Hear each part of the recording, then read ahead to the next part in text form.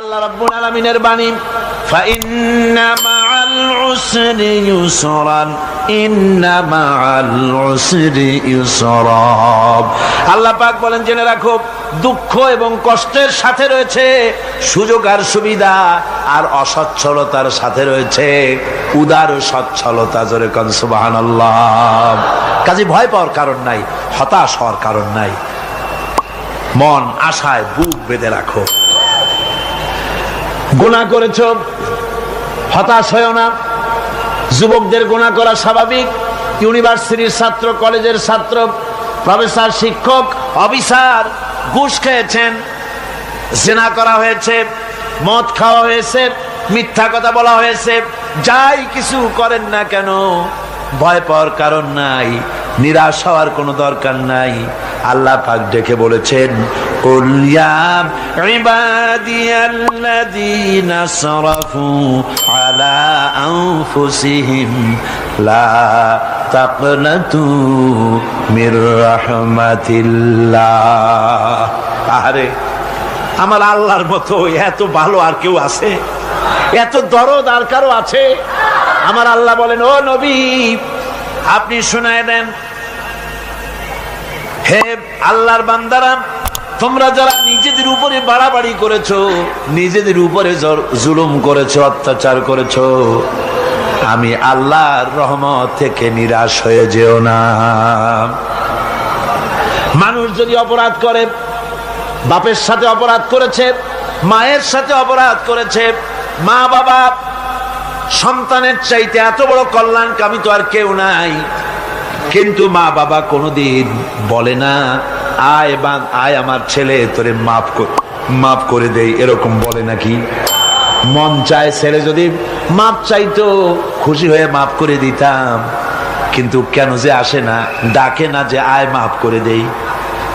মা বাপ আপনাকে এত ভালোবাসে, সেই মা বাপও আপনাকে বলে না যে আয় মাফ করে দেই। আমার আল্লাহ হচ্ছেন এমন আল্লাহ, আল্লাহ রাব্বুল আলামিন ডাকেন, এ বান্দা খুন করেছিস ফিরে আয়, জিনা করেছিস ফিরে আয়, হত্যা করেছিস ফিরে আয়, চুরি করেছিস ফিরে আয়, কুফরি করেছিস ফিরে আয়, সুদ খেয়েছিস, ঘুষ খেয়েছিস, মদ খেয়েছিস ফিরে আয়। এসে আমার দরবারে চোখের পানি ফেল, আমার দরবারে কাঁদাকাটি কর। ইন্নাল্লাহা ইয়াগফিরুয যুনুবা জামিআ ইন্নাহু হুয়াল গফুরুর রহিম। আমার দরবারে চোখের পানি ফেলে কাঁদ, আমি রব্বুল আলামিন জিন্দেগীর গুনাহ মাফ করে দেব। সুবহানাল্লাহ কোন, সুবহানাল্লাহ কোন। আমার কাছে কাঁদ, চোখের পানি ফেল। আল্লাহ রাব্বুল আলামিনের কাছে বান্দার দুইটা ফোঁটা বেশি প্রিয়। একটা হলো জিহাদের ময়দানে যে রক্ত ফোঁটা দেওয়া হয়, এটা আল্লাহর কাছে প্রিয়। আর আল্লাহর ভয়তে গুনার জন্য লজ্জা করে, অনুশোচনা করে বান্দা যখন চোখের পানি ছেড়ে দেয়, আল্লাহর কাছে এটা অত্যন্ত প্রিয়। নবীজি বলেছেন, বান্দা যখন গুনার ভয়তে, আল্লাহর ভয়তে, জাহান্নামের ভয়তে অনুশোচনা করে যখন চোখ দিয়া পানি ছেড়ে দেয়, ওই চোখের পানি নাকের অর্ধেক আসতে না আসতে আল্লাহ রাব্বুল আলামিন বান্দারে মাফ করে দেন। আল্লাহ বরদাস্ত করতে পারেন না যে বান্দা কান্দু। আমার ভাইরা, আল্লাহ রহমত এই পৃথিবীতে, আল্লাহ রহমতকে 100 ভাগ করা হয়েছে। আল্লাহ রহমতের কত ভাগ? এই 100 ভাগের 1 ভাগ সারা পৃথিবীতে ছড়াই দেওয়া হয়েছে। আর 99 ভাগ কার কাছে? আল্লাহর কাছে।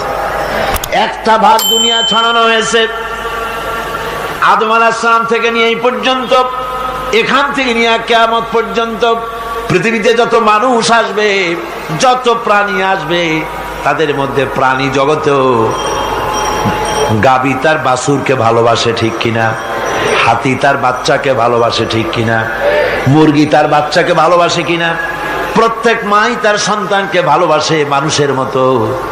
এই ভালোবাসা, স্নেহ, এই মমতা, এই করুণা, এই মহব্বত, একটা ভাগ দুনিয়ায় দেওয়ার পর আপনি আর আমি যতটুকুন ভাগে পেয়েছি সেই মহব্বতে, স্ত্রীর মহব্বতে অস্থির, মায়ের মহব্বতে অস্থির, সন্তানের মহব্বতে অস্থির। এখন চিন্তা করেন, একটা ভাগ সারা পৃথিবীতে বিতরণ করার পর যেটুক পেয়েছি তাতে যদি এত মহব্বত হয়, তাহলে এর 99 ভাগ মহব্বত যে আল্লাহর কাছে জমা আছে, এই বান্দার জন্য তার কত মহব্বত, এই বান্দার জন্য কত করুণা তার, কত মহব্বত তার, কত দয়া তার। এজন্য আল্লাহ রাব্বুল আলামিন বলেছেন, নাব্বি ইবাদি আন্নি আনাল গফুরুর রহিম। ও আমার নবী, সুসংবাদ দিয়ে দাও, বান্দাদেরকে শোনায় দাও যে আমি আল্লাহ তাআলা ক্ষমাশীল আর দয়াবান। হুজুর কাঁদতেছিলেন, হযরত ওমর রাদিয়াল্লাহু তাআলা আনহু এসে দেখেন হুজুর একা কাঁদতেছে। হুজুর জিজ্ঞেস করছেন, হযরত ওমর জিজ্ঞেস করলেন, হুজুর আপনি কাঁদেন কেন একা একা?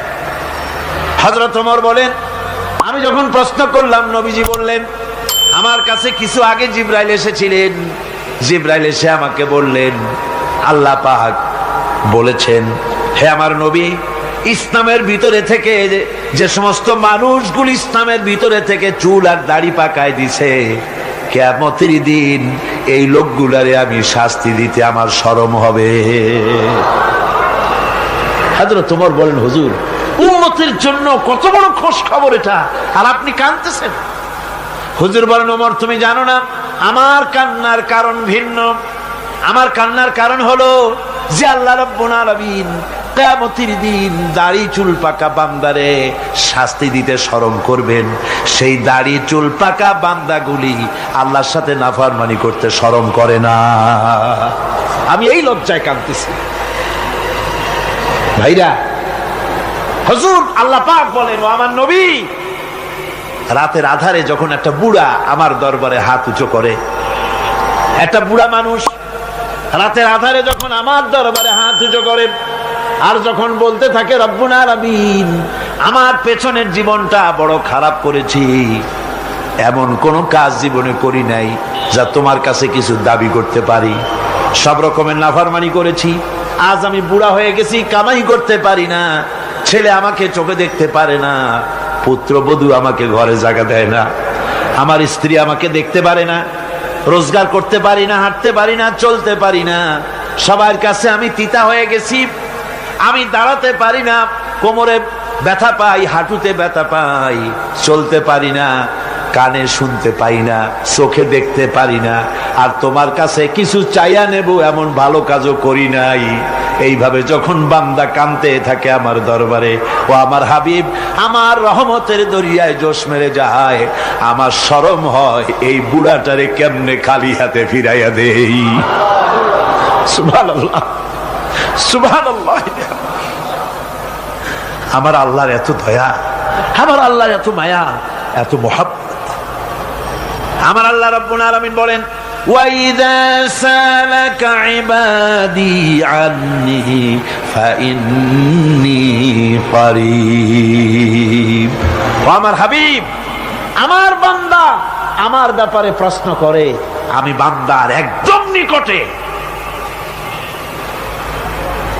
কোরআন শরীফের ভিতরে যত জায়গায় রাসূলকে বলা হয়েছে সুয়ালের কথা, আপনাকে প্রশ্ন করা হয়, আল্লাহ তার জবাব কুল এই কথা বলে জবাব দিয়েছেন। যত জায়গায় সুয়াল এসেছে, যেমন কোরআনে কারীমের মধ্যে আল্লাহ পাক বলেন, ওয়ায়াসআলুনাকা আনিল মাহিদ, মেয়েদের হায়েজ সম্পর্কে জিজ্ঞাসা করা হয়, কুল হিয়া আযা, হে নবী আপনি বলুন। এভাবে করে কুল দিয়ে জবাব দেওয়া হচ্ছে। আবার প্রশ্ন করা হচ্ছে, ওয়ায়াসআলুনাকা আনিল আনফাল, এই গনিমতের মাল সম্পর্কে হুজুর আপনাকে, হে নবী আপনাকে প্রশ্ন করা হয়। আল্লাহ কুল দিয়া জবাব দিলেন, আল্লাহ বলেন আপনি বলেন। ওয়ায়াসআলুনাকা আনিল খামরি ওয়াল মাইসির, আল্লাহ পাক বলেন নবী আপনারে প্রশ্ন করা হয়, কুল ফিহিমা ইসমুন কাবীর, আল্লাহ কুল দিয়া বললেন তুমি বলো। আবার বলা হলো ওয়ায়াসআলুনাকা আনিল আহিল্লা কুল হিয়া মাওয়াকিতু লিন্নাস। ও নবী, আপনাকে প্রশ্ন করা হয় চাঁদের ক্রমবর্ধমান এবং ক্রমহ্রাস, এই যে বাড়ে আর কমে, পূর্ণিমা হয় অমাবস্যা হয়, কেন হয়? আপনি বলুন, কুল, আপনি বলেন, এটা আমি অক্ত এবং সময়, বছর আর দিন গণনা করার জন্য পৃথিবীবাসীদের জন্য বিনা পয়সায় একটা ক্যালেন্ডার বানাইয়া আকাশে ঝুলাই রেখেছি। এভাবে যত জায়গায় এসেছে আপনাকে প্রশ্ন করা হয়, তত জায়গায় আল্লাহ জবাব দিয়েছেন কুল, আপনি বলেন। গোটা কোরআন শরীফের ভিতরে এই একটি মাত্র জায়গা যেখানে বলা হয়েছে আপনাকে প্রশ্ন করা হয়। আল্লাহ এখানে বলতে পারতেন কুল, আপনি বলেন, আল্লাহ তোমাদের নিকটবর্তী, এভাবে জবাব হয় নাই। এটা কায়দাটা হলো এই, আল্লাহ বলতেছেন ওয়াইজা সালাকা ইবাদি, ও আমার নবী, প্রশ্ন তো আমার বান্দারা আমার ব্যাপারে করেছে, এবার আপনার জবাবের কোনো দরকার নাই। প্রশ্ন আমার ব্যাপারে, আমি নিজে জবাব দিয়ে দেই, ফা ইন্নী কারীব। ও বান্দা, আমার ব্যাপারে প্রশ্ন করেছিস, জবাব আমি দেই, আমি তোর সবচাইতে বেশি নিকটে। সুবহানাল্লাহ, কত নিকটে? ওয়ানাহানু আকরাবু ইলাইহি মিন হাবলিল ওয়ারিদ। তোর যে রগ, এই শাহরগের চাইতেও আমি তোর বেশি কাছে। সুবহানাল্লাহ, আমারে ডাক, আমারে ডাক, কলিজা দিয়া ডাক, অন্তর দিয়ে ডাক। মনের থেকে মানুষ যদি ডাকে, মুখের ডাক আর মনের ডাক এক জিনিস নয়।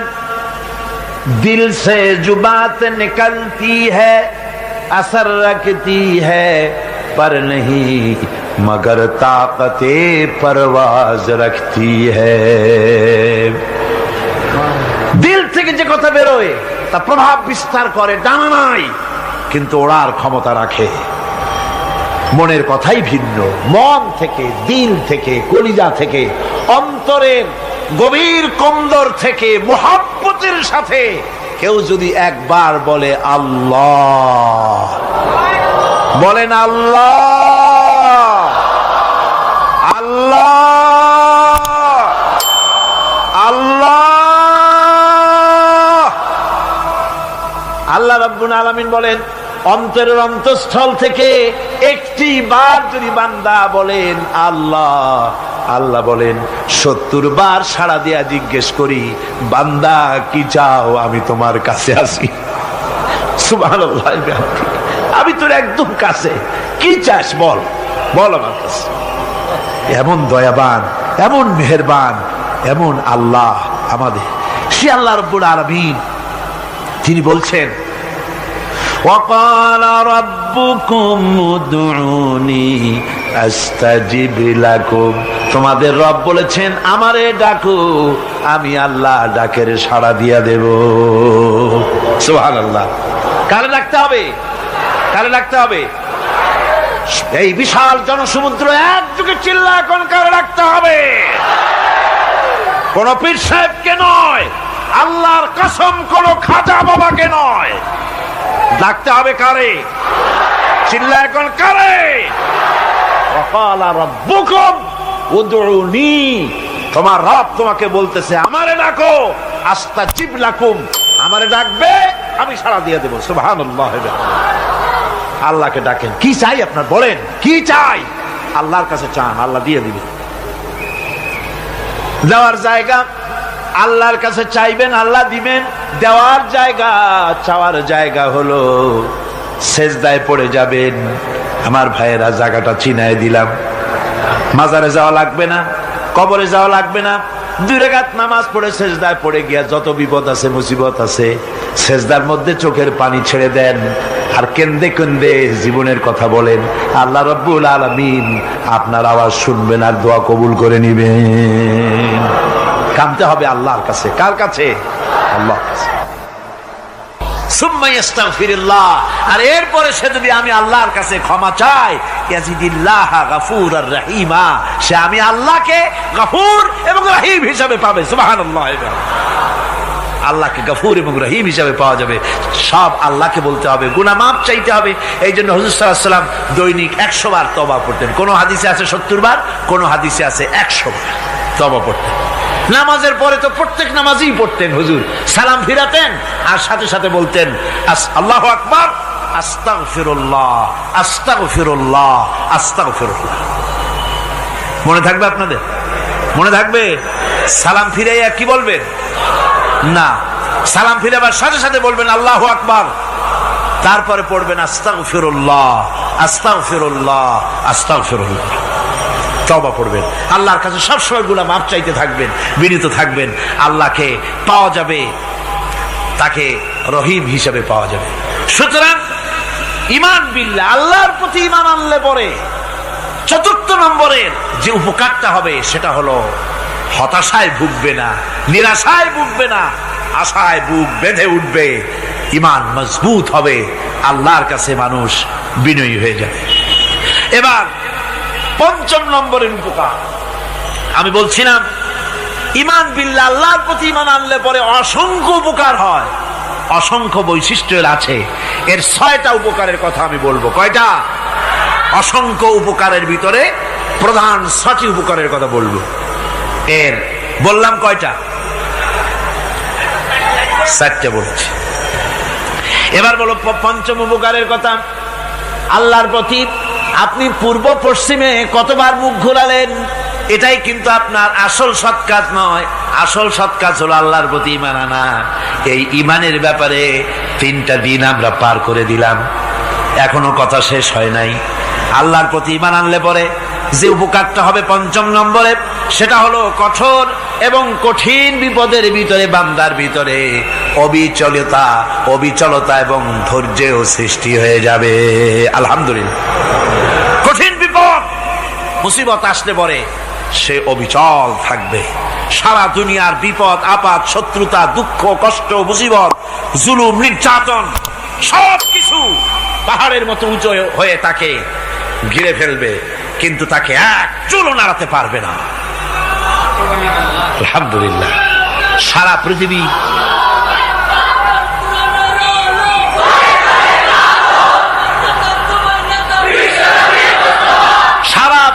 একদিকে আর সে একা একদিকে থাকবে।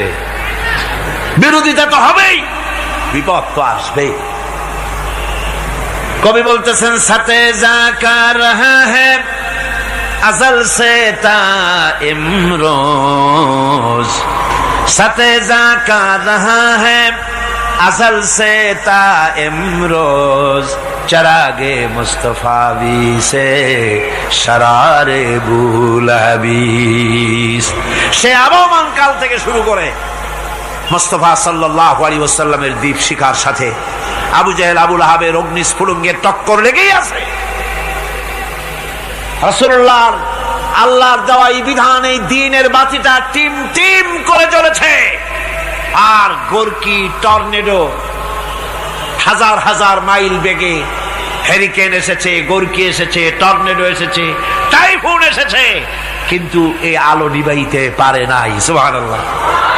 এই আলো নিবাতে পারে নাই। এই শত্রুতা চিরকালের, নিবাতে পারবে না। কারণ হচ্ছে আল্লাহ রাব্বুল আলামিন বলেছেন, ইউরিদুনা লিইউতফিউ নূরাল্লাহি বিআফওয়াহিহিম ওয়াল্লাহু মুতিম্মু নূরিহি ওয়ালাউ কারিহাল কাফিরুন।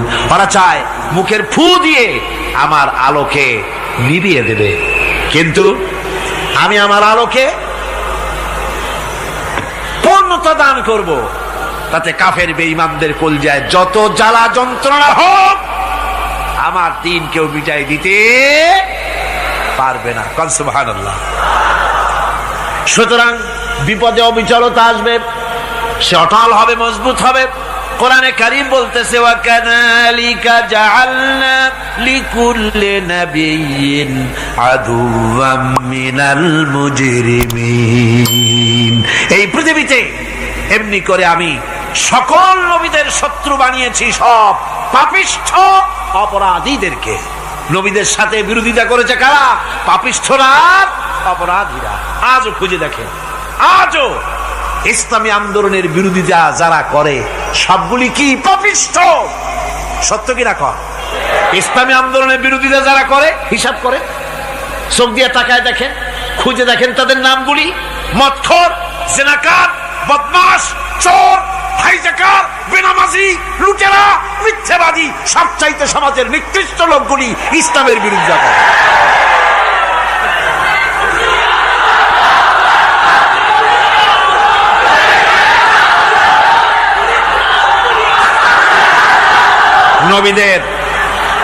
নবীদের শত্রু আল্লাহ বলেন সব যুগে নবীদের সাথে শত্রুতা করেছে পাপিষ্ঠরা। আল্লাহর কথা, কার কথা?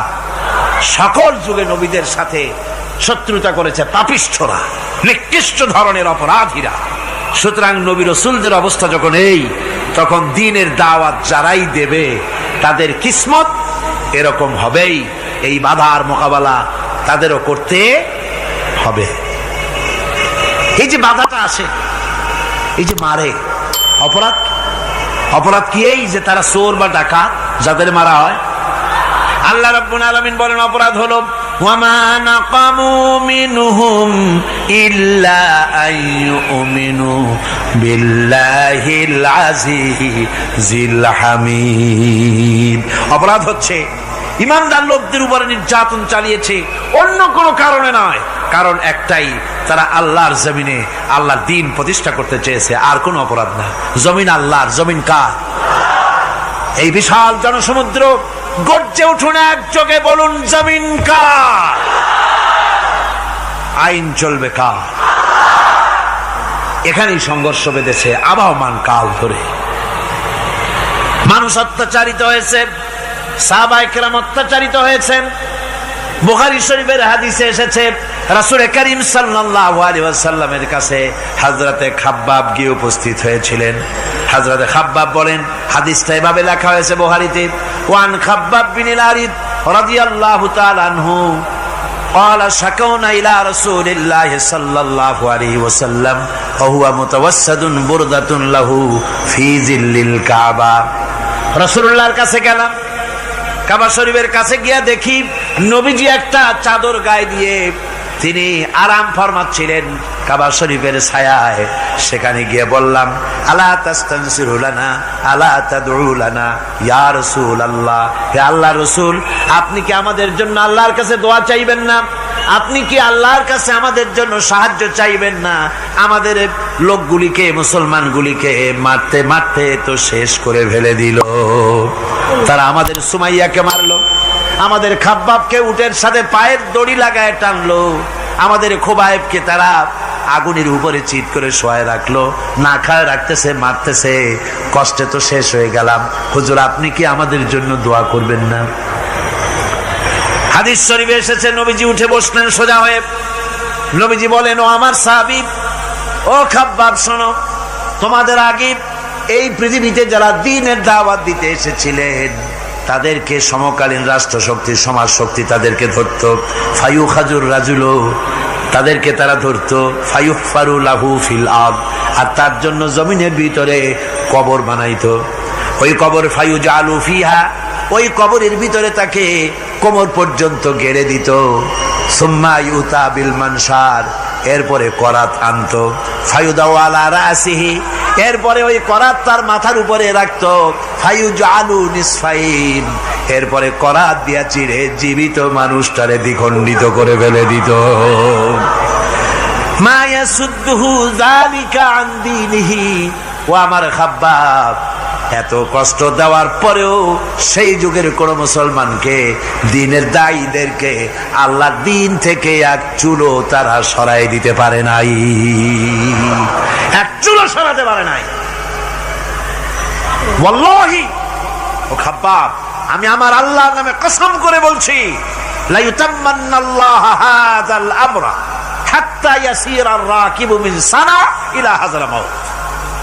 আমি কসম করে বলি, আল্লাহ রাব্বুল আলামিনের এই সানা থেকে হাজারামত পর্যন্ত লোকেরা যাতায়াত করবে, সুন্দরী রমণীরা গমন করবে, সদাগরেরা যাতায়াত করবে, টাকা নিয়া পয়সা নিয়া যাতায়াত করবে।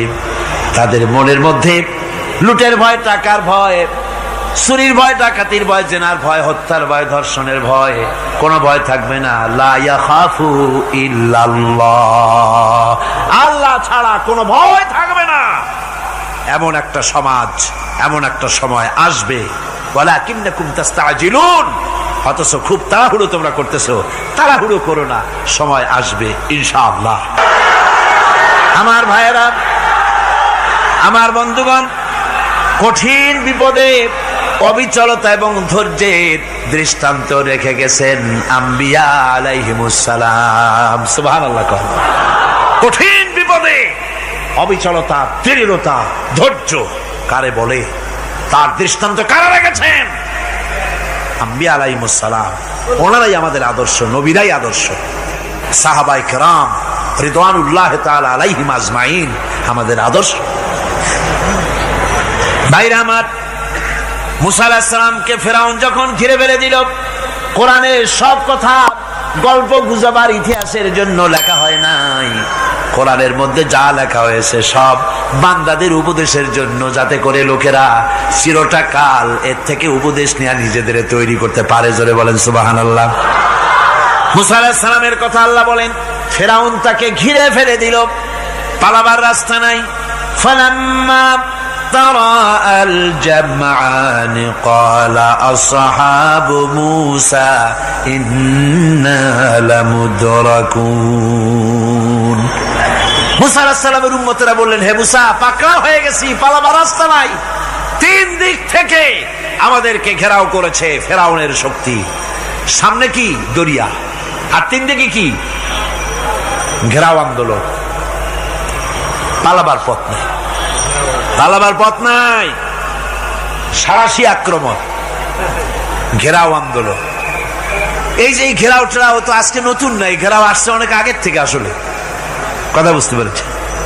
মাইক না থাকলে আমি কি করবো কোন? আজকে এরকম হচ্ছে কেন?